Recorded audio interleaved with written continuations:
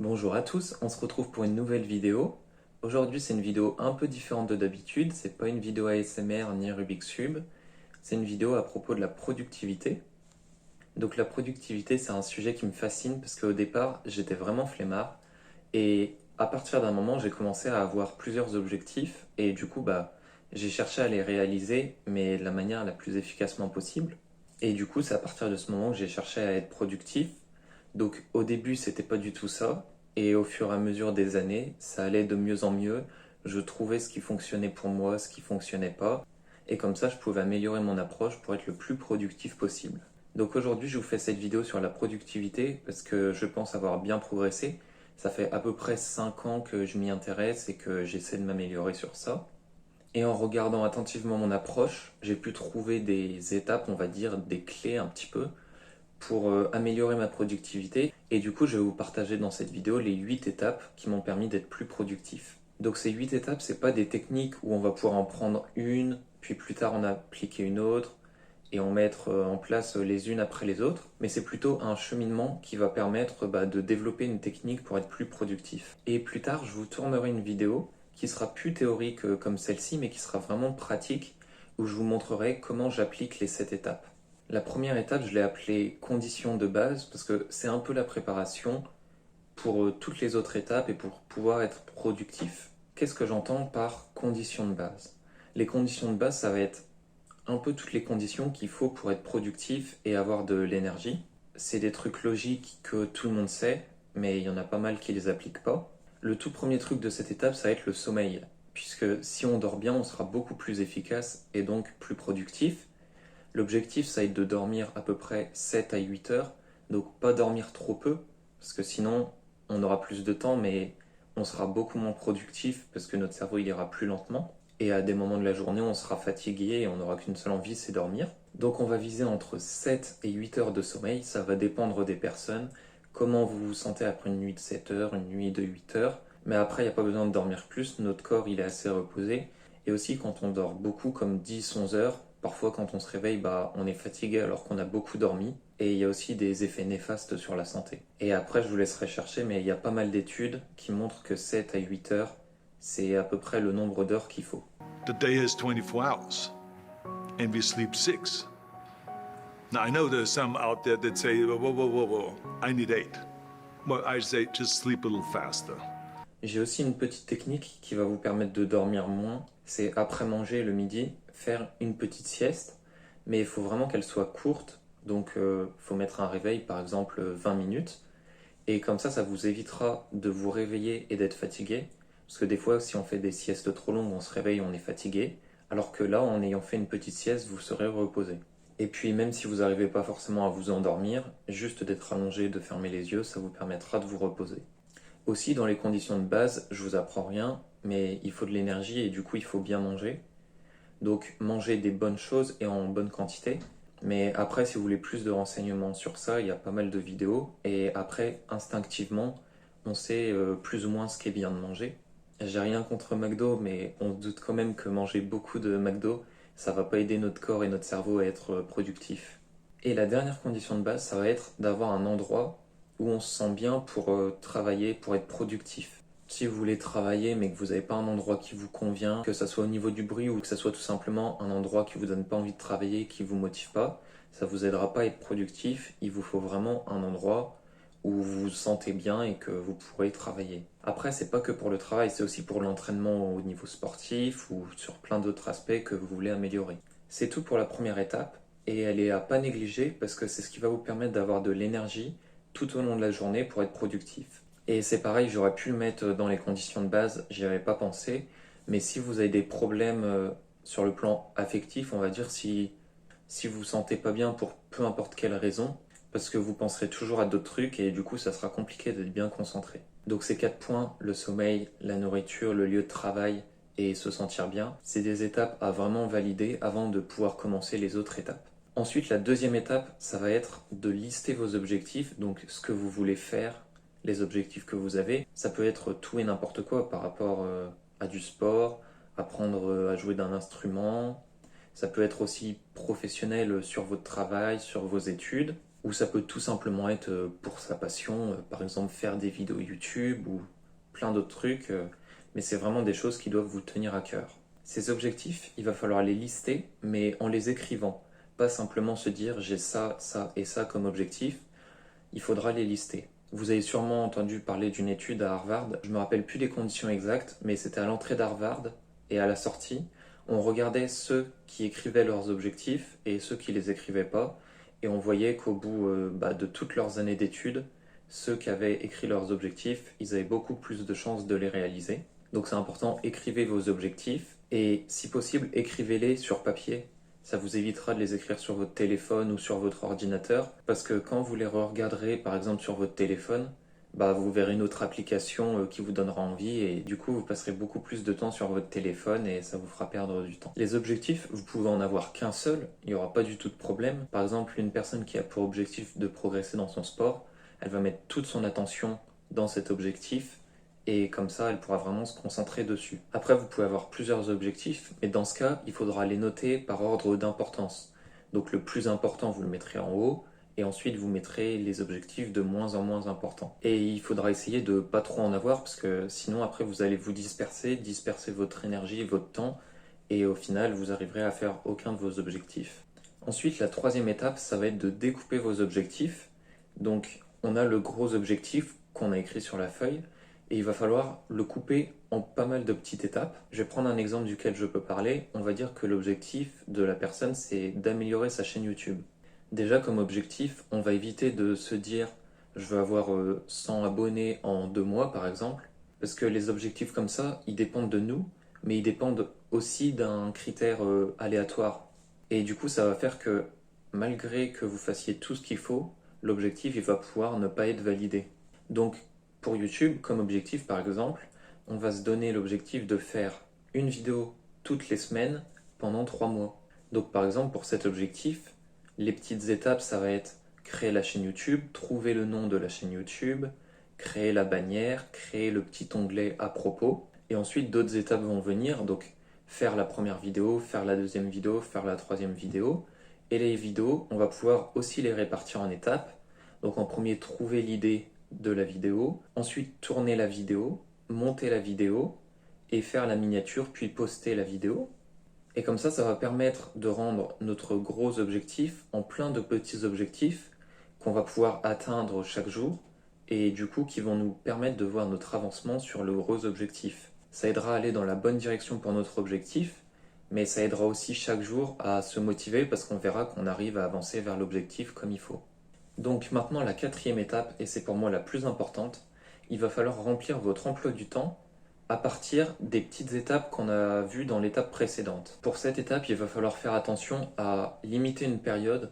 Donc au départ, une période courte, ça peut commencer juste avec 3 jours, une semaine, et après, plus on arrive à tenir le rythme, plus on est discipliné, plus on pourra faire sur du long terme. Par exemple, je sais que maintenant, j'arrive à tenir mon emploi du temps sur 2 semaines, mais que après 2 semaines, je commence à plus arriver à tenir le rythme, que je suis beaucoup trop fatigué et que j'arrive plus à être productif. Donc au début, n'hésitez pas à le faire sur 3 jours et vous verrez qu'en 3 jours, en étant vraiment productif, on arrive à faire beaucoup de choses. Donc je vais créer des objectifs fictifs qui vont me permettre de vous donner des exemples. On imagine que mon premier objectif, le plus important, celui que j'ai mis tout en haut de la liste, c'est avoir mon année et je sais pas, je suis en fac de lettres par exemple. Ensuite, mon deuxième objectif, on imagine que c'est courir 10 km et que mon troisième objectif, c'est faire une vidéo YouTube toutes les semaines. Un point important, ça va être de ne pas faire que des choses qu'on n'a pas envie de faire. Donc par exemple, je vous ai donné l'exemple des cours. Si j'ai pas envie de réviser, si courir, j'aime pas ça, que j'ai juste envie de faire un 10 km mais que j'aime pas courir et que j'ai envie de faire des vidéos pour avoir des abonnés mais que j'aime pas tellement faire des vidéos, je vais avoir un enchaînement de choses que j'aime pas faire dans mon emploi du temps et du coup ça va être très dur au niveau de la discipline. On va devoir à chaque fois être très discipliné parce qu'on a une suite de choses qu'on n'aime pas faire et du coup c'est vraiment compliqué. Donc dans la disposition de votre emploi du temps, il faut essayer d'alterner les choses qu'on aime bien et les choses qu'on aime moins et aussi d'alterner les tâches qui sont vraiment dures et longues et les tâches qui sont plus courtes et plus simples. Une chose qui va être importante dans l'emploi du temps, ça va être de mettre en premier votre objectif principal, la chose la plus dure de votre journée. Donc là, je vous ai dit mes 3 objectifs fictifs. Le plus important, c'est d'avoir mon année. Donc chaque matin, je vais mettre les petites actions que j'avais découpées dans l'étape 3. Je vais les mettre le matin dans mon emploi du temps. Donc par exemple, ça peut être réviser tel cours pendant 2 heures. Et comme c'est une tâche importante et compliquée pour moi, je vais la mettre au tout début de la journée, comme c'est là que j'ai le plus de motivation. Si par exemple mon objectif de courir 10 km, c'était mon objectif prioritaire le plus important, je vais pas le mettre en fin de journée à 18 heures quand je suis beaucoup plus fatigué, je vais le mettre le matin quand j'ai encore un maximum d'énergie. Ensuite, il va falloir faire preuve de rigidité et de souplesse dans votre emploi du temps, c'est-à-dire que on va pas mettre heure par heure ce qu'il faut faire, sauf si vous y arrivez très bien et que ça vous dérange pas. Mais par exemple, si je mets de 7h à 9h, je révise tel cours, ensuite de 9h à 10h, je vais courir, de 10h à midi, je tourne des vidéos, il y a pas mal de personnes qui vont être découragées par cette manière de procéder, parce que par exemple, peut-être qu'une fois avoir révisé pendant 2 heures, on n'a pas forcément envie d'aller courir, mais on préférerait faire ses vidéos YouTube. Et après, il ne faut pas être totalement libre, parce que sinon on va se retrouver à faire en premier toutes les choses qu'on aime, et le soir, on va arriver avec toutes les choses qu'on déteste, on n'aura pas envie de les faire. Et du coup, au final, dans la journée, on n'aura pas fait les choses qu'on n'aime pas faire. Par exemple, si j'ai pas du tout envie de réviser, bah, je serais allé courir parce que j'avais envie, j'aurais fait mes vidéos YouTube parce que j'avais envie. Et au final, je vais me retrouver à procrastiner parce que je vais pas réviser et je vais toujours repousser mes révisions au lendemain. Donc j'ai une petite technique pour ça. C'est une chose que j'ai trouvée et qui me correspond personnellement. Après, il va falloir trouver ce qui vous correspond à vous. Mais ça, c'est une technique que j'avais lue dans la semaine de 4 heures. Je vais écrire sur mon emploi du temps, en haut, en rouge, l'objectif le plus important. Ensuite, je vais écrire en dessous, en noir, 2 objectifs qui sont moins importants. Et, et en dessous, je vais écrire 2 objectifs en vert, mais qui sont tout petits et pas très importants. Et du coup, dans l'emploi du temps, je vais mettre en premier le rouge qui est important pour moi, ensuite les noirs et ensuite les verts. Et comme ça, si j'arrive à la fin de ma journée et que j'ai pas eu le temps de tout faire ou j'ai pas eu la motivation pour tout faire, j'aurais fait vraiment les objectifs les plus importants. La 5e étape, ça va être trouver sa manière de fonctionner. J'en ai un peu parlé dans l'étape précédente, mais ça va être vraiment de tester, même si on échoue pas mal de fois sur son emploi du temps que ça va pas. Au moins, on va pouvoir tester plusieurs choses, donc voir en étant plus strict, voir en étant plus souple, voir quelles heures de la journée on est plus productif, et tout simplement voir la manière qu'on a d'écrire dans notre emploi du temps, et voir ce qui marche le mieux pour nous. Et dans cette 5e étape, c'est un peu bizarre, mais il va falloir anticiper les imprévus et anticiper les coups de mou. Donc si vous faites ça sur une semaine, il se peut qu'à un moment vous soyez démotivé, que vous ayez moins envie, que vous ayez pris du retard. Du coup, il ne faut pas hésiter à laisser quelques jours où vous avez des petits trous. Par exemple, si vous finissez la planification de votre journée tous les jours à 22 heures, il faudra peut-être laisser un jour sur 2 où vous finissez à 20 heures.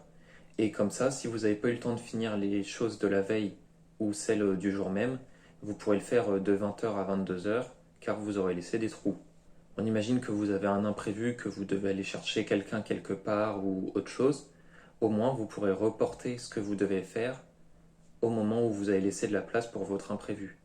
C'est notamment pour ça qu'au début, il faudra faire votre planification juste sur quelques jours, par exemple 3 jours, 4 jours, etc.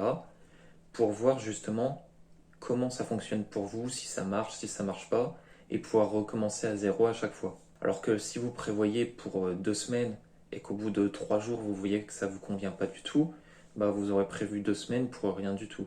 Ensuite, maintenant on va passer aux étapes de discipline. Donc la 5e étape, ça va être par rapport à la motivation et à la discipline. La motivation, c'est ce qui va vous permettre d'être productif sur du court terme.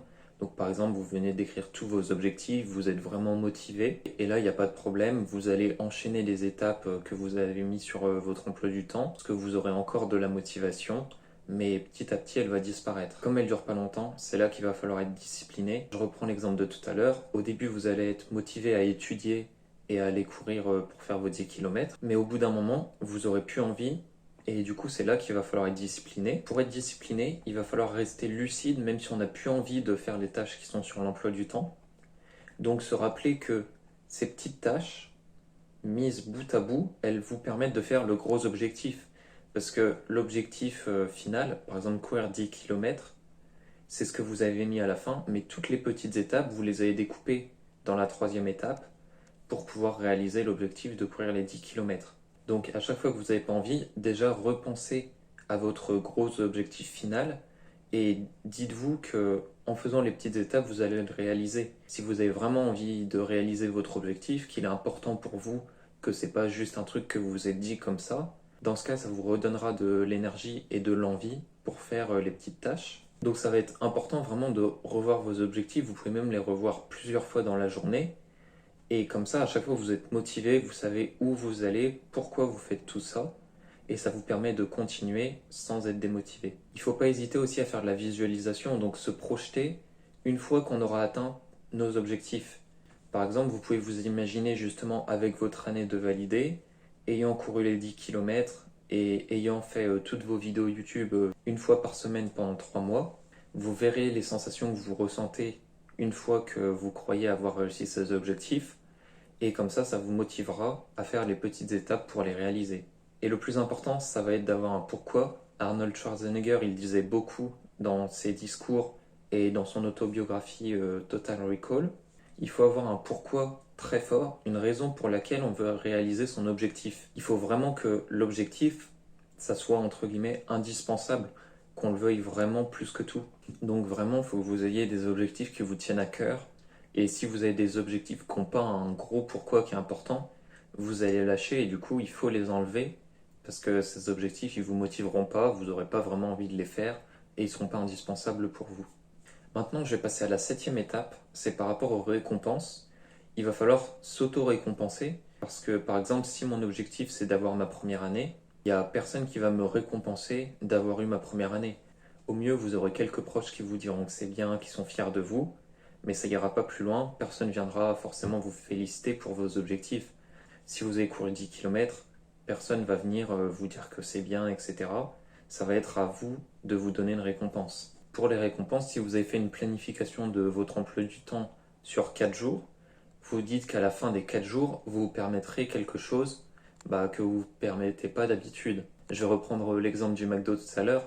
On imagine que j'ai arrêté de manger des McDo pour pouvoir courir mes 10 km pour me sentir mieux dans mon corps. Dans ce cas, une fois que j'ai réussi à tenir toute ma planification, tout mon emploi du temps, ça va pouvoir être un système de récompense. Et après, les récompenses, c'est à vous de les trouver, de trouver ce qui va vous donner envie, ce qui va vous motiver. Quand vous aurez des coups de mou, des baisses de motivation, vous pourrez vous motiver en vous disant qu'en continuant, en faisant tout bien comme c'est prévu dans votre emploi du temps, à la fin, vous aurez cette récompense.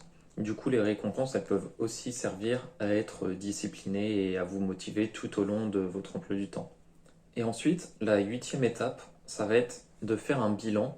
Donc l'étape bilan, c'est-à-dire voir ce qui a bien marché, voir ce qui n'a pas marché, où vous avez eu des baisses de motivation et pourquoi, qu'est-ce qui vous a motivé, qu'est-ce qui vous a fait continuer, et vraiment voir les points clés pour pouvoir les mettre dans vos prochains emplois du temps. Voir aussi les problèmes que vous avez eus pour pouvoir justement changer votre prochain emploi du temps. Par exemple, si des fois vous avez décroché parce que votre emploi du temps il était beaucoup trop strict, la prochaine fois vous pourrez le faire moins strict en enlevant quelque chose ou en mettant des durées de temps plus importantes. Par exemple, au lieu d'avoir qu'une heure pour réviser, vous pourrez avoir 1 heure et demie la prochaine fois. Et en faisant un bilan, vous pourrez voir si la technique que vous avez utilisée, elle était bien adaptée pour vous, voir ce qui vous correspond mieux et vous améliorer pour les prochaines fois.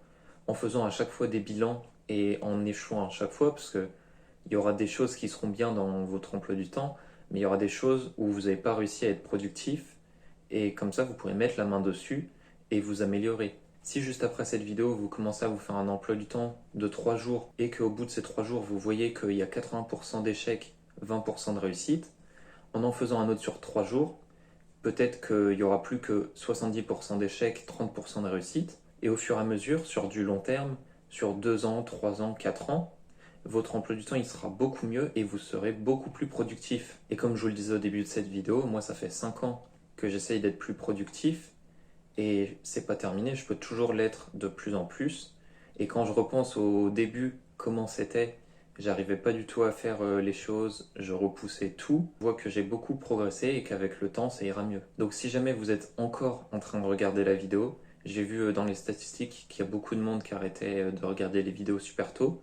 Mais si jamais vous êtes encore là, tout de suite, prenez votre feuille et commencez à faire les étapes. Vous n'avez pas d'excuses, là vous commencez tout de suite, je vous vois à travers la caméra.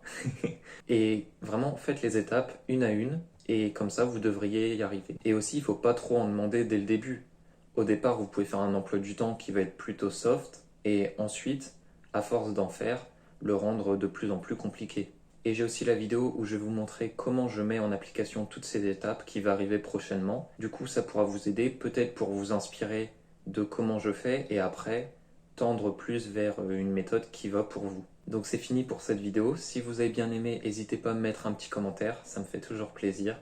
Et je vous dis à la prochaine vidéo.